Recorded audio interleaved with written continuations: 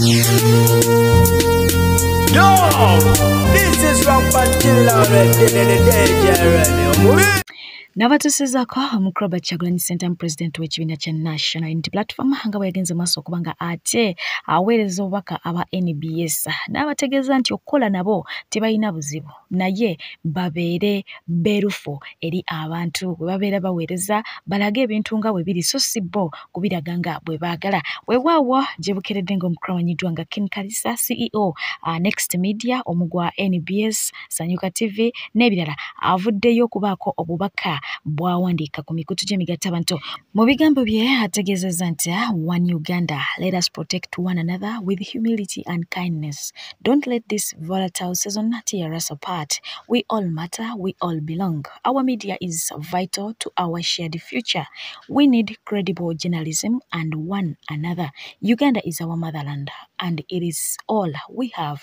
Bwatyo bwategeezezza. Uganda yaffe eriemu so ne ku lw'ensonga eyo buli omu alina okubanga akuuma munne n'ak'obuntu akayitirivu ddala ko wamu n'ekisa ekingi ddala so temukkiriza kaseera kano ke tulimu akazzigizigi okubanga katwabululamu kubanga ekituufu kiri nti buli omu mu ggwanga muno amatalinga buli omu wa mugaso mu ngeri ye gwe bw'otajja kubeera eyo olowooze nti oli wa kitalo kuba nno buli omu wa mugaso ate mu ggwanga lya Uganda ffenna mwe tugwa okitegeera nga bwe mubeera wano ne mugamba Abanyarwanda badde ewaabwe kakati nammwe wano weewammwe okiwulidde. Bw'atyo n'agamba nti tulina okukimanya nti kyonna kye tuteeka ku mikutu migattabantu mu future eyo kijja kubanga ate kigabanibwako mu ngeri emu oba endala. Bwe kiba kirungi weera and good, bwe kiba kibi era nabyo muba mubiraba.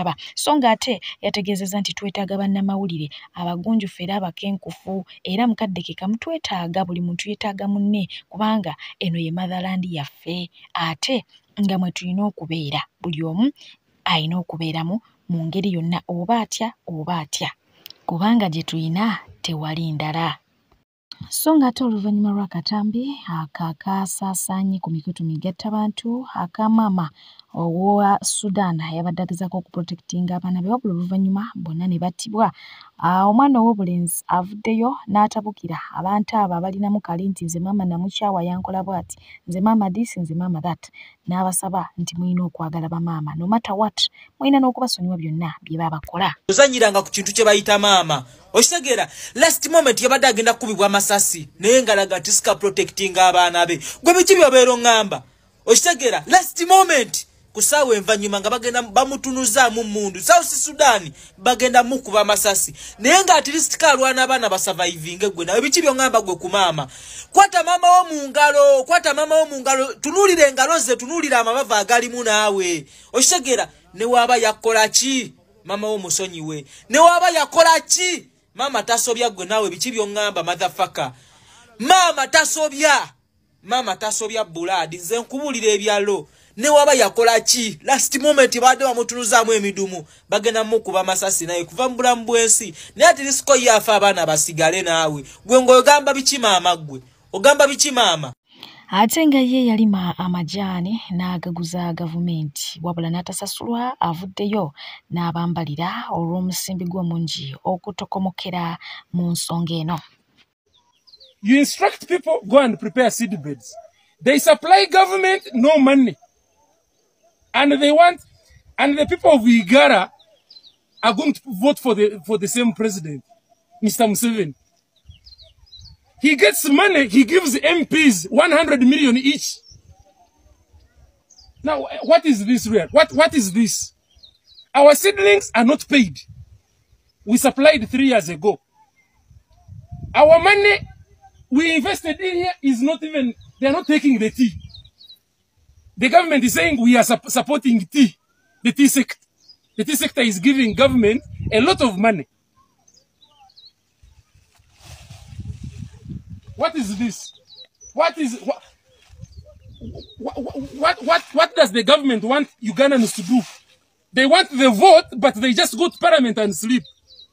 This is not a country that I love. I don't love a country like this. A government that doesn't take care of its people, that doesn't care about its investors, people who invest a lot of money in it. What the government of NRM and President Museveni do They get money and give MPs 100 million each. Now, this is the reason some of us don't support NRM. And we will never support NRM because of such things. Now, tell me, how much money did I invest in here? How much money?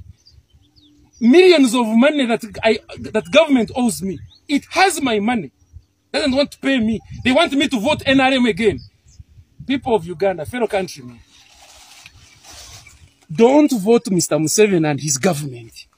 Do not vote Mr. Museveni. People of Igara, people of Chamhunga, people of Toro, do not vote Mr. Museveni.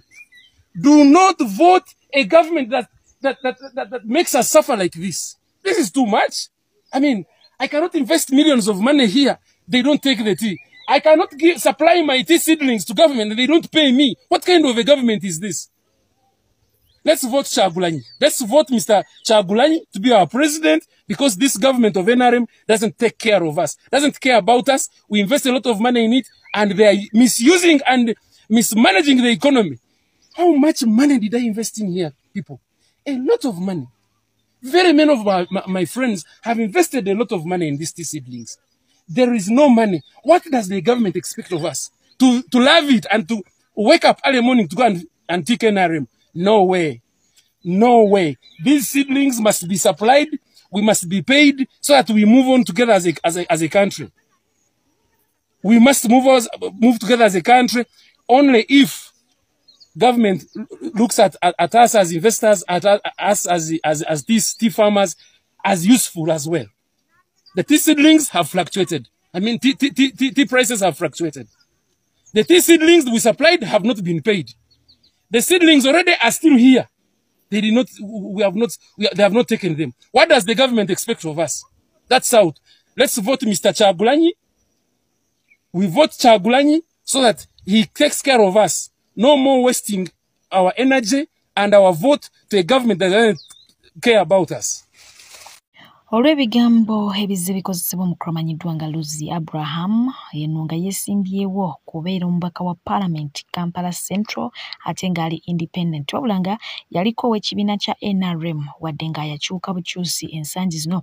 Ono avuddeyo n'aba ng'ate awangula emitima gy'abangi. Bw'otunuulira mu comment section bangi balaga nti Luzi Ju weewaawo avuddeyo n'agenda maaso okuba ng'ate atangaaza ku biki by'asuubira okukola singa abaafunye obuyinza. Basebo ne bannabu ja kwogera ku bbaluwa nawandiikidde abasawo b'ekinnansi mwenna okwetooloola Uganda.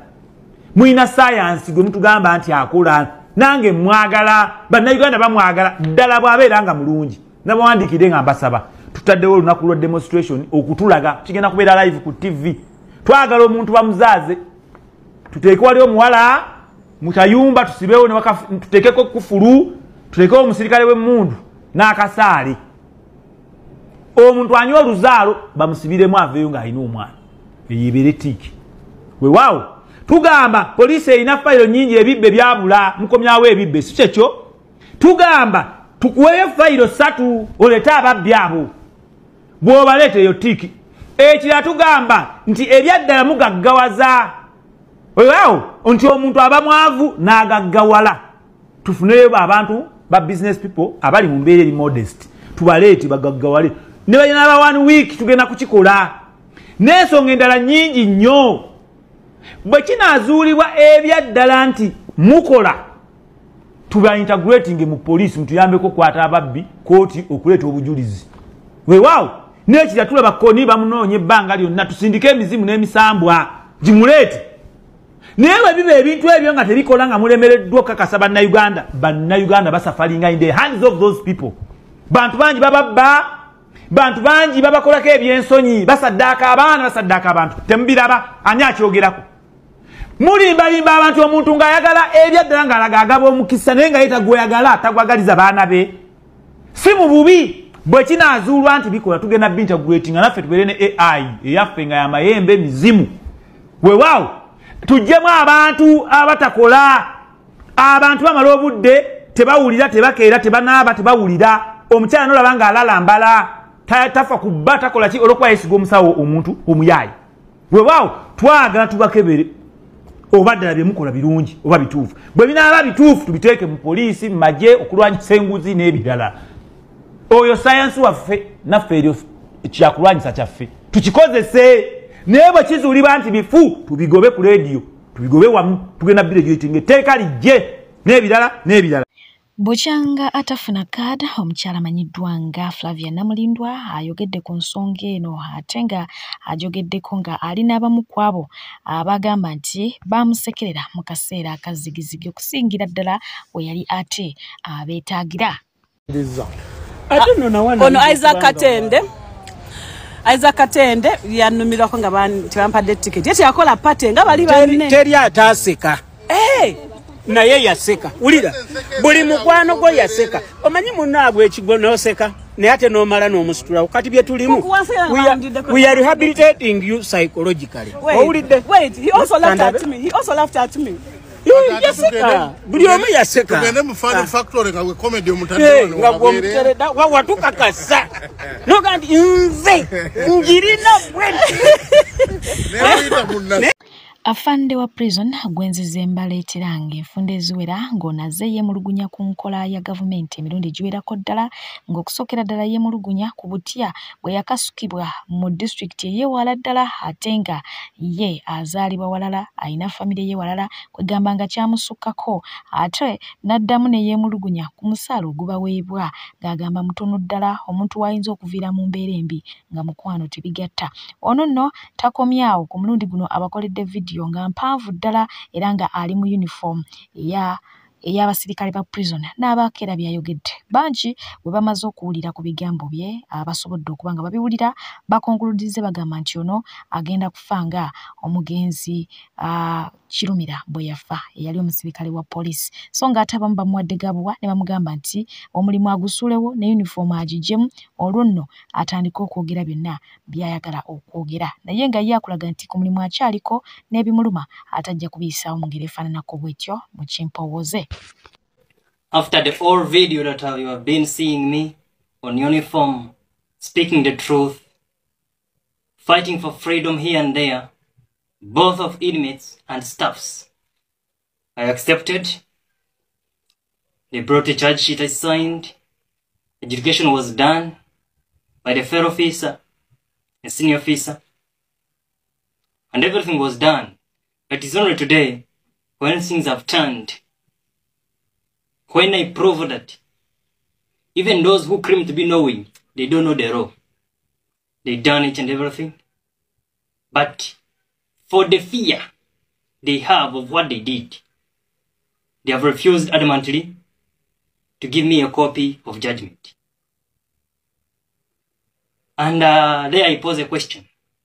If you're sure of what you're doing, if you're sure of your judgment, why don't you submit a copy of judgment to accuse it? I thought you were doing something which is transparency, taking all the procedures of tribunal, but later you come up with a decision. I may not blame the whole department, but I blame specific officers. In this case, officer in charge, Ngora Prison, for denying me my right of having a copy of judgment. Sometimes you don't need even to blame them so much because they don't know. Even if I told you have to do literature review, if you go in their background, even if you had blamed them, you end up not blaming them anymore. Okay, I forgive the department, I forgive the station, I forgive the OC, but I wish you should get someone to advise same person. You cannot act as if you don't know the law, yet you are working within the law. That one is not good. And those are the issues which are oppressing officers and they are keeping quiet. But me, I would not. They take you as if you are a by the way. And me, I cannot accept that. Now imagine, in all things I have been covering this lady, whichever it does to prisoners, whichever it does each and everything, he said, anyway, let us give it a time. But now you reach an extent to show me that you don't know the law. Yet you are keeping low. You are keeping low. What are we doing? Are we starving? Or we are being enslaved? For God and my country. Yombaka webujire amanyidwa nga Asman basalirwa yalabiddwako nga bamusabira atenga musajja musiraamu so buli omu obolyawo abadde asuubira kulaba nga asalirwa so se kusabira ngera afukamidde bamutaddeko n'emikono abasumba bakola ki bamusabira weewaawo abamu ku basiraamu ababitegeera obulungi mu ddiini yaabwe avuddeyo bw'atyo n'ategeeza nti kano kabonero kabi ddala ak'okubanga omuntu omusiraamu agenze muki mu balokole oba mu church endala yonna okubanga asabirwa kitegeeza nti n'eddiini abagivuddemu kubanga abayeganye Allah. Singa muganda waffe omusiraamu agenda mu church ne bamusabira ekikolwa ekyo kimujja mu busiraamu oba kyetaaga mu buuza nniya lwaki yagenze ne bamusabira. Ekyo kiri haramu tekikirizibwa. Ekyo kiri haramu tekikirizibwa.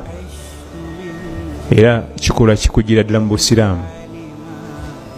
Ekyo ekikolwa era bibaawo nnyo naddala bisinga kuba mu bakyala ebizibu bimunyize n'anoonya pasita gundi ye ng'alaba nti Allah tamala oba ye tasobola kwesabira. Ekyo kikufulumiza ddala mu busiraamu kiri haramu tulina okyewala. Naye ng'okimanyi ki olaba abantu babagaana kugenda wa sheekhe kusabira sheekhe asoma Quran sheikh asomesa eddiini hatta ali ku nkola ya salafu salihin yabatusooka balongo bakugaana kubanga nakyo kya bulabe ogenda obugenzi wa sheekhe akusabire era kyova olaba bonna bagezezzaako okwefuula nti basumi basabira abantu eddwa mu busiraamu babuze bubuzi ne babuuza genda weesabire. Allah tabaaraka wa taala akulaba akwagala ate tagaana jangu nsabe jangu nnyonyole nga bw'oli talika appointment tetalina koota gaali nti bamala kubuuza olagawa oyagala yoki olina appointment ewa Allah tebiriyo kigeeti kinene bwekiti kigule 24/7 abamazambi abaddugala mazambi abakibono bonna muyingire mujje mumbulire ensonga za tali kumbu ogule suuti yonoogenderamu abadan oba wabbira dda wena n'owulirayo mu mazambi jangu tewali buzibu kati bantu banno baagazaaki banafunga ggwe hata oluusi be bakusinga n'obunafu nga ggwe olikaleko. Imam ngenzeyo bansabire njagala tewaliyo wangi ngenzeyo bansabire njagala kalulu mbagalamu kalulu ate bwe kiba ekyo obululwani abugaba Allah tabaaraka wa taala bitebikirizibwa kabonero kabi era kya bulabe kubula kwennyini kubula tuli fenna bakuganye kugenda wa seeka bakuganye kugenda wani wa seeka ng'ate oleeta bali ate nga go amasomero gongeredde ddala okulaga abaana emijiji emito nti enkyukakyuka yeetaagisibwa mu ggwanga ti Uganda era ng'essuubi lyabwe liri mu Kuroba Kyagulanyi Center mo teri walala. Voti Bobi, voti Bobi, voti Bobi Wine. Our only hope and only hope we have in him. Oh, voti Bobi, voti Bobi, voti Bobi Wine. Oh, our only hope and trust in voti Bobi Wine. President Bobi Wine. Manyira Kyagulanyi tawada lero wakufa jafane Kyagulanyi mbabuye binabyala kamaro munaza aina nabulu nakuleka ungezi kumacha awongezi mutuntu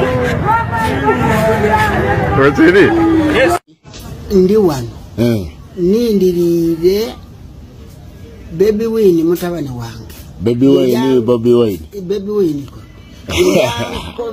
Gaye zena ndi dinti ni president mubutufu ndiye no tuli kumulendera ayamba ne kugana wendi baba Yenno omukyalo omuzannyi wa sinema ate omuweereza ku BBS Telefina agambye nti nze nkooyo okwekweka keetonye kagwake nze siva mu umbrella ababisomera mu basa ne bakikakasa lwatu nti kati ono muwagizi wa NUP ataddeyo akafaananyi ng'ali wansi wa umbrella oba ng'akutte umbrella n'awandikako obugambo obwo bugamba nti keetonye kagwake nze siva mu umbrella.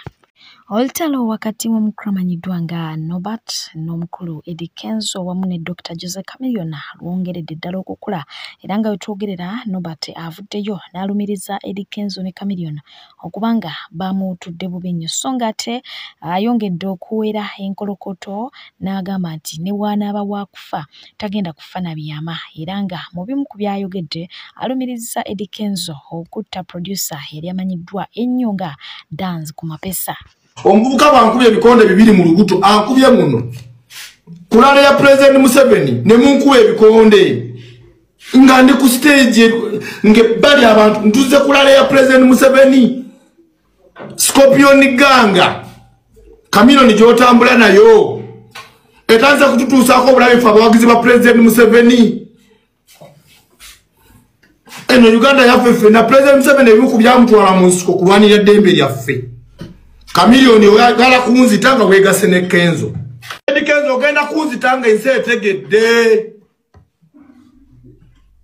Eddie Kenzo ogenda kunza wataddanisi ku mapesa ne mumufumita ebintu mu byenda nafa. Intelligence buli kyemu ekirina. Kati Kenzo mu busiri bwo njagala kuwe message n'olwaleero by'opulanize byonna.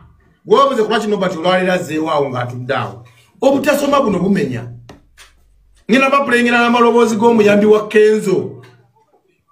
Wano ngina babulira. Wano ngayina ku simu endala. Olunaku lubadde lwaleero. Ne bukya ne bansindika mu firubi. Gye mbadde ntudde mu mpuliriza abatulaba. Abayimbi bangi ab'enjawulo abayimbi. Jjukira ab'amawulire bankwata babiteekayo. Nga balaga Norbert ali kalaki. Kenzo olumaze bwazze Kenzo ayimbye kalaki. Leo eno ndike banga tono mwongere okuwera ndaba muyingira 10. Kenzo bwazze asigadde back stage ne motoka empya gye yeegulidde n'agandi Museveni yagimuwadde. Sente ze yabba jako ddoboozi. Onfuna bulungi. Mbadde ntudde ebbali koti nga tomanyi wentudde nina baani buli kye mukoze kiri ku record Kenzo. Buli kye mukoze kiri ku record. Kenzo ogenda kunzita olese Chameleone ku plani y'okunzita ensinyo yakala ekimanye. Songate oluvannyuma lw'oluvuvume ebbanga eriwerako ddala nti omuyimbi Spice Diana yayawukanye oba yayawukana ne manager we gwe bali bamaze naye ebbanga eddene ddala amanyiddwa nga manager Roger basazeewo buli omu akwate gage era nga kati bikakasiddwa bulungi nnyo nti omuyimbi Spice Diana yasazeewo okuba nga ate afominga management eyiye jjukira abadde mu source management wansi w'omukulu amanyiddwa nga Aziza Bafana naye nga si muyimbi asookedde ddala okuba nga ate ayawukana naani ne manager we n'asalawo okuba ng'atandika ekikyeshimba twalaba Cindy yonna gye batandikira ba B2C baabo abayimbi bayitirivu King Saha kakati naye bwe kiba nga kyekiseera kye kituuse ke kadde oba oli awo atambuzeeko ku bulamu mu ngeri endala. Minwa ye yabadde abuuza Spice Diana ku by'omwami yamubuuzizza nti omusajja yakubula Spice n'amubuuza obadde oyagala kumulaba omukozesa eki oyagala kumusiyaga gwambuuza omusajja zi question mark ne ziruma wali wonna so mwenna abawuza Spice Diana omusajja eyo ye answer ye omukyala amanyiddwa nga Shira Gashumba bw'atyo ne yavuddeyo ng'ono nno ye yazze kwemulugunya eri abakozi abakolera ku Shell wamu ne ku Total yes kwezo petrol station agamba nti naddala obudde bw'ekiro bano tebeefiirayo beebakira ddala okuviira ddala kwa sikaali era bw'atyo yasaasidde bannannyini bizinesi zino agamba nti ezo ze bizinesi ezimu ezigenda mu ssente empitirivu nga capital ye mungi naye ate omuntu n'adda muli n'afuluuta ne yeebaka neerabira nti alina okukola mu ngeri emu oba endala ono yategeezezza nti yabadde ava eyo ku beach emu okukola Matumbi Budde kiro n'asalawo kubanga ate ayitirako ataawo ku mafuta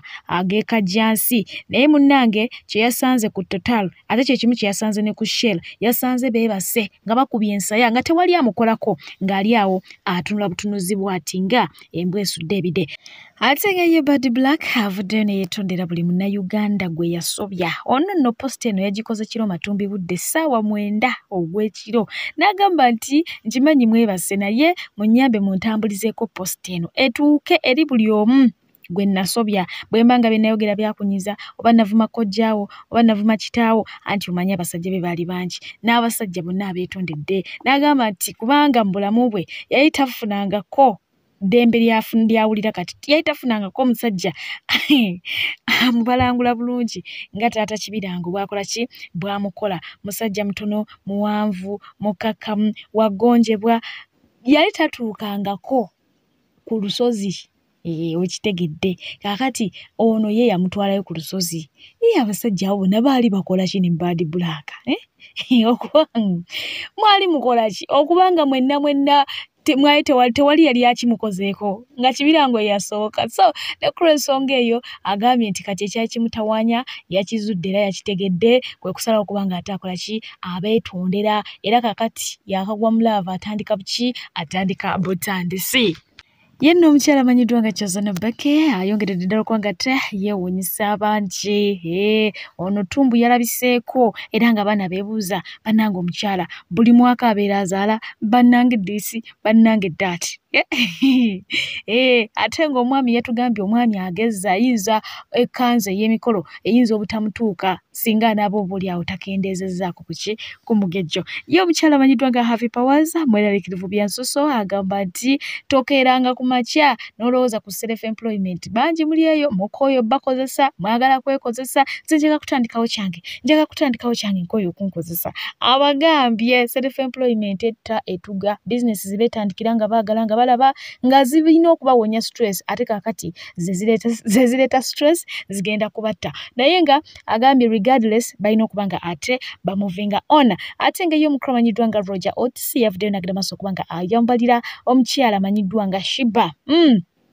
kulwa ebifaananyi kulwa vidiyo kulwa ennyambala yes mainly ennyambala omukyala Shiba gy'ayambalamu ono yali asuubira nti oba Shiba yayambalanga bw'atyo luli nga tannazaala kakati ke yazaala abadde asuubira okulaba ekintu eky'enjawulo wabula ono amaanyi gamuwedde okulaba nga Shiba akyali n'abakunami wa kuno n'agamba naye bannange Shiba sikunenya era sijja kunenya nnyo naye olina okukyusaamu n'omanya nti omuntu akula olaba n'embwa ekula kati olwo gwani atakula nkimanyi nti oli bw'oti kubanga abaku branding nga bakuleeta mu music we bati we bakumanyiza nti gwe bw'oti bw'olina okwambala naye amye fact nti wagera ku makya n'ozaala ali n'ozaala mwana wa bulenzi bino mbadde nsaba okole ki obireke kyoyagala okuŋŋamba oli mu competition ne Joyiranda oba ne Ava Peace kubanga bino be balina okuba nga babikola kati gwe level wagivaamu oba liigi tolina balolo modde bolabirako Shiba nze bino mbiganye Roger Shiba Holics ne balyoka bamubuukira ne bamutaagula ojja kukiwulira.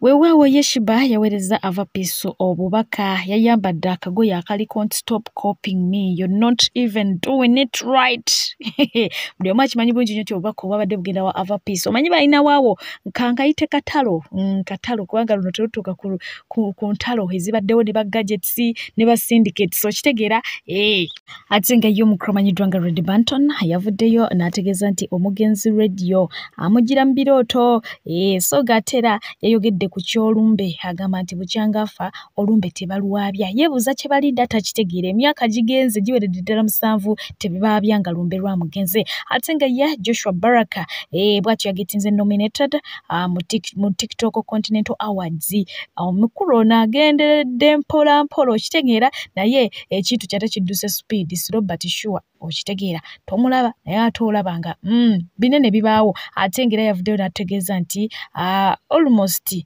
ebirooto bye ebisinga agenza abituukiriza era ali mu kirooto kye kya livinga just mu myaka 3 gy'amaze mu nsiike ya music amawanga atandise okugatambula akayimba kambwe kati naye kamukoledde ebintu okitegeera eno bamulaajanira eri bamulaajanira so mumbere fanako bwetyo ye ali mu biroto bye akulukunya omukyala manyiddwa nga Prima Kadash nabagamba nti wofuna obudde ba motivational speakers baveeko twala mukyala banga kinakuyambe kitakuyambe mukwano kireke era kirowoozeeko nnyo omukyalo no yavaayo waneeno n'atulaga nti ye tajja kuwa Jostede baana era ye yeemalirira bla bla bla Jostede ne yeegayirira n'agamba mpe ku baana bange abaana mbalabeko bw'aba ayagala abaana atandika obbakolera bw'ati akole ne kino bwa ne bamugamba abaana ba musajja ne bw'onookola otya kakati buno yavuddeyo n'ategeeza nti apondose okusinziira ku byayiseemu bwa single mother tajja kubusobola kekadde abaana badde ewa kitaabwe nefulako mbuno nze nsobola okulabirira abaana mbonga sina musajja abaana omwana alabirikika nze mundeke abaana mbawe bakitaabwe kati nakyusizza abaana mbawe bataata baabwe balabirire babulire baana mwe muve mu bya strong woman bijja tutta bigenda tutta tujje tambula nga tuli bitanga zembe bulira ebya strong woman temubikiririza temubiwuliriza tebya independence zembigezezaako nabivaako kati abaana mubaweeyo batata b'abaana mubagondere wemba mwayawukana omusajja tomukaaluukalanira bannange tata w'abaana yogera naye bulungi akuwa school fees akuwa sente z'abaana nze mbabuulire temwetekako bya strong woman mwana wange oba strong woman obudde bukyokanula bwoti eriiso nga stress omusuwa emiso gyona nagikusala waneeno obudde bukyoli bwoti wennawe ogonze mukwano nagonda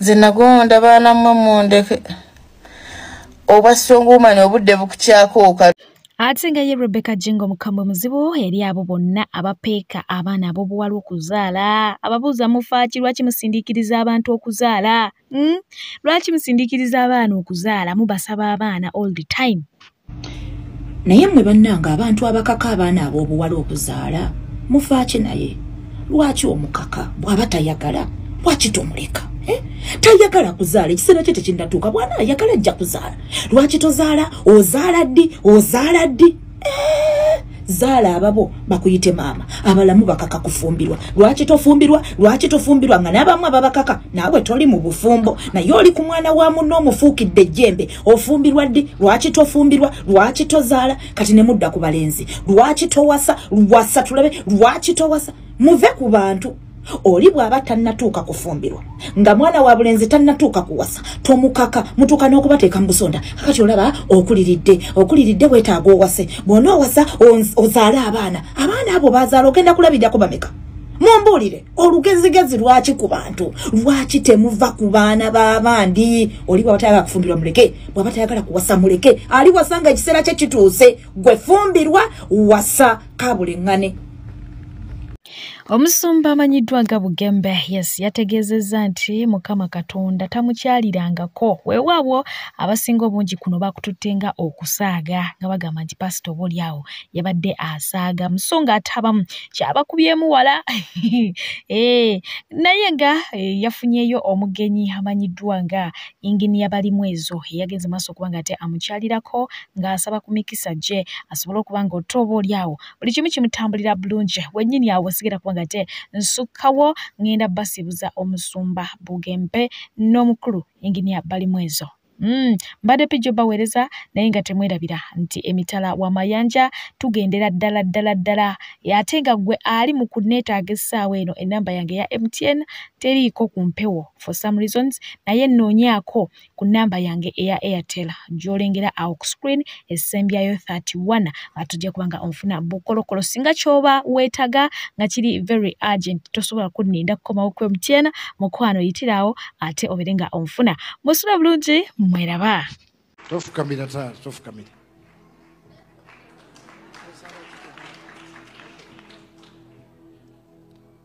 nsaba buwanguzi tutwale ekibuga.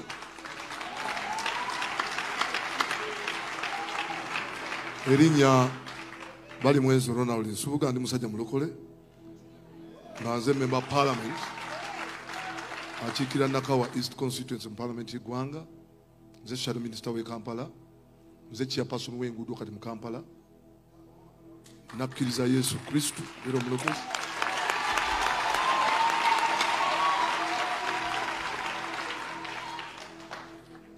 Nebaza Katonda olw'ekisa kye seeyita naye yampita.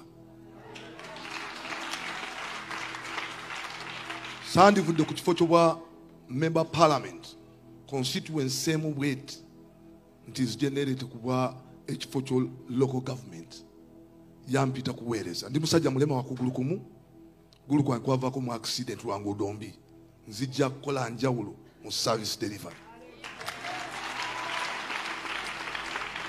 Sifukamidde wano nti nfukamiridde mwana wa muntu, nfukamiridde Katonda. Katonda nga nkyandekedde vivi, Katonda nga nkyandekedde vivi ng'okugulu kuno kwagenda, n'ensigaze vivi lino nja ddikuuta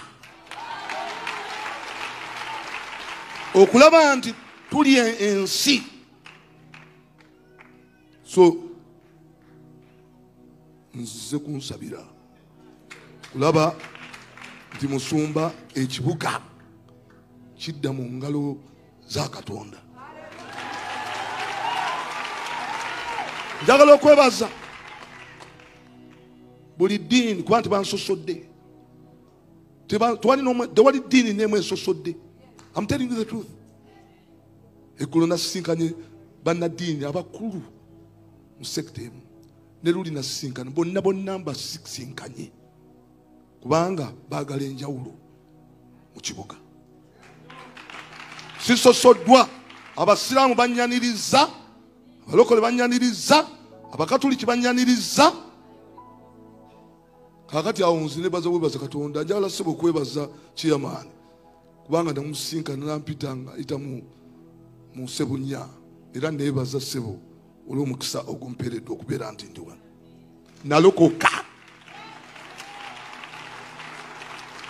Nalokoka okulokokera ddala. Ate era njagala obbakakasa Katonda ni yampa kye bayita obujulizi. Time weribeerawo ndijja ne mbawa.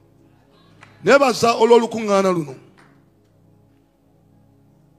Era taata nkwebaza olwa insight ye. Kuna lukulu nnyo. Abasumba abato okusustaininga calling n'amafuta balina okuba abawulize eri bakitaabwe. Obadde oyogera wano nendabira ddala nga kivudde wa Katonda. Muli kye muli olw'essaala z'abakadde bammwe. Ukyogedde. If you are to sustain the anointing, the calling, you have to respect and pray for your fathers. Ekyo kikulu. Musumba ekirala njagala bategeeza.